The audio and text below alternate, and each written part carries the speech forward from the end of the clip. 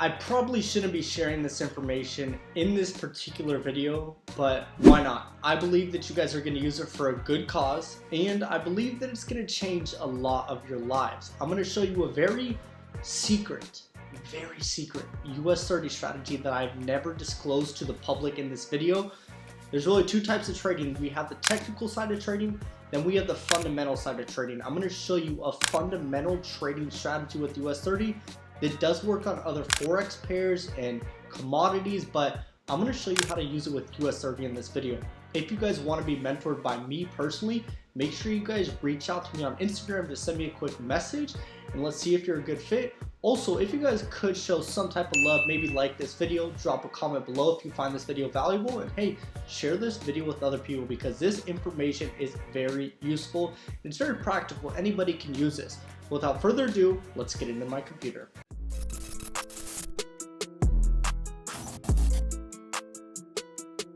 Yo, welcome to my computer, guys. If you want your chart to look like mine, I'm going to give you my chart settings. Go to the settings on TradingView. This is how I have everything set up. These are my symbols right here. My status line is like this. Scales like this. Appearance like this. Trading is like this. And then my events are like this. Now what we need to do is go to forexfactory.com, and what I want you guys to do when you get here is go to this filter right here. Now the news that we're going to be looking at, we only want to be looking at high impact news. So all these other boxes are pretty much irrelevant. Event types, cool, all those are checked. Currencies, only USD, because US30 is an American index, so the only currency that fits with US30 is going to be the US dollar. Once you do that, click apply filter. Now, we have all these news events. What I suggest that you guys do is figure out what are the news events with the biggest outcome or like the biggest moves that are happening. And we just had this one, CPI. So what we're going to do, and I suggest you guys do this on your own time, in every video that I make, you guys should be going to your chart and applying what I'm teaching you, every little thing. And if you guys need, maybe pause the video and go and do this first step. Go to Forex Factory and make the filter like mine. Then replay the video when you get back to this part. Okay, so we're going to go to CPI. And this is something that you guys can do as well with me. Maybe not go to this exact month, go to the one before.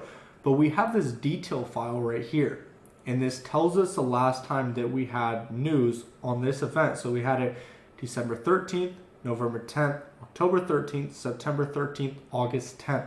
So what we're going to do is we're just going to go to January 12th and look at CPI. So let's go to January 12th. Okay, right here. So let's also go and look at the time. So it's 8:30 a.m. it came out.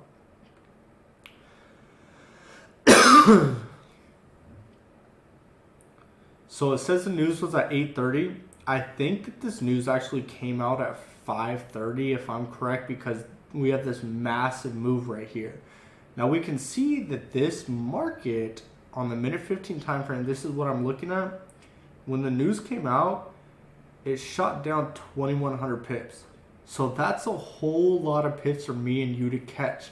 But we need to understand that news sometimes can be very jagged. I think at first it probably shot down and then went up and then closed right here with the price. So we kind of got to look at maybe lower time frames, maybe the 1 minute or the 5 minute, to see exactly which direction it went in first. But this is what I'm going to show you. I'm going to show you how to actually catch these big moves with very minimal risk. So what we're going to do is let's go back to another news event. Let's go to like NFP. I know we had NFP on the first Friday of this month. So let's go to January, the first Friday of January. Right here, so we had non-farm employment at 5 a.m. It's always at 5 or 5:30 a.m. So let's go to January 6th. We can go this date window to make it easier. 6th of January. January 6th, right here. Okay, and we can see this is actually NFP right here. So it's a 5:30 candle. We could see that big push up. So hypothetically, let's pretend that we are in present tense. We are looking at the market right now and we're like, okay, what's going to happen? What we need to understand, guys, when news comes out, it usually will shoot up very quickly or down very quickly. There's very minimal drawdown. Like the market usually doesn't go down super far and then shoots up during news. Some news events it does, but this is why I'm telling you, go back and back test and see the news with the minimalist drawdown, because those are the news events you want to be trading, and obviously put them in your calendar. So what we're going to be doing with this strategy, we call this a US30 news strategy. And what we're going to do is I usually will trade about 2 minutes before the actual news comes out. Because when news comes out, guys, it will just fly up or it will shoot down. So what we're going to do is we're going to find current market price. And I think the best way to do this is to put a buy and a sell stop about 500 pips above and 500 pips below current market price. So what we're going to do is get this rule, and we're going to measure from current market price. And this is why we do it literally 2 minutes before the market or the news comes out, so we have time to do this properly. So 500 pips right around here. We're not going to make it perfect. And we're going to grab this horizontal line and put this right here. And then what we're going to do is measure 500 pips up. Right there. And we're going to get another horizontal line, click it right here. And what we're going to have is we're going to have two pending orders. We're going to have a buy stop right here and a sell stop right here. So this is what our buy stop would look like if we set it up right here. And we're going to use the stop loss for the sell stop for the buy stop. And vice versa, we're going to have our sell stop right here. So let's drag this in for a second. Drag this in. We'll drag this one out a little. And then we're going to have the same thing. We're going to have our stop loss for our sell stop right up here where our buy stop entry price is. So we're going to have two pending orders, our buy stop with our stop loss at the sell stop entry, then our sell stop with the stop loss at the buy stop. And we just need to have a stop loss to be protected.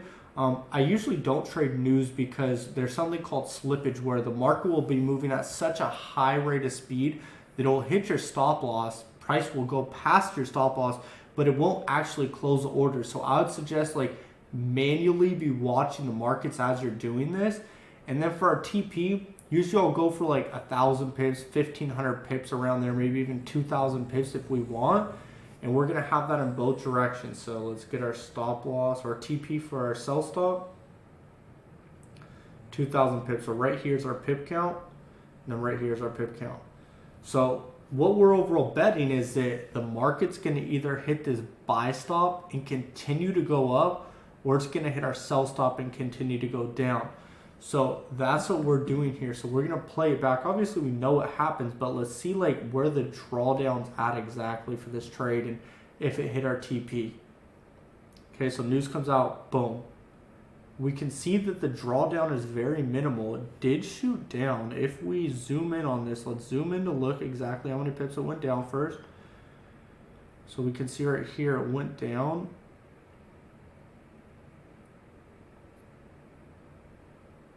$161 pips.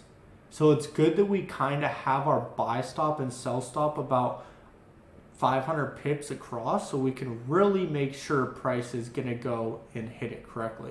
And we can see, boom, for market price when it came out, it went and it hit our buy stop and then went right into profit. So guys, the first time that I did this, I think I was trading AUD USD. And like I said, this works for commodities, Forex pairs, whatever it may be. But I remember I was trading AUD USD with this strategy one time. And I was like, okay, it's probably, I had my buy stop and sell stop hit. I think it was a sell that I was going for. And I don't know what type of news it was. I don't remember. But I know that I made like $2,000 in a minute or two. And I was like, wait, what? This is absurd. So this isn't like some strategy that's proven to work. I don't have any track record doing this. This is just a strategy I used to do to have fun. It is kind of gambling in a way, guys, but hey, maybe you can take the information that I just gave you and you can curate it and twist up and fine tune a couple of things to make it work with you where there's less risk, whatever it may be. I'm just giving you guys the roadmap. So try out this on a demo account first. Obviously, see how it works. The spread might be a little bit larger with the news. The slippage might come into play. There's all these little key factors. So see if you can fine tune it to working with you. And if you find something that works better with this strategy, let me know. Send me a DM. We'll get on a phone call and we'll see if we can help out other people with this strategy. But this is the US30 news event strategy. What I would now do if I were you is take all the action steps, go on Forex Factory and set up your filter tab just how I have it set up. Then actually go to these dates, like non-farm employment is a big one. When Powell speaks, Fed Chair Powell, when this guy speaks, the market sometimes drops like 10,000 pips. I know ISM is a good one. Non-farm employment, we said that.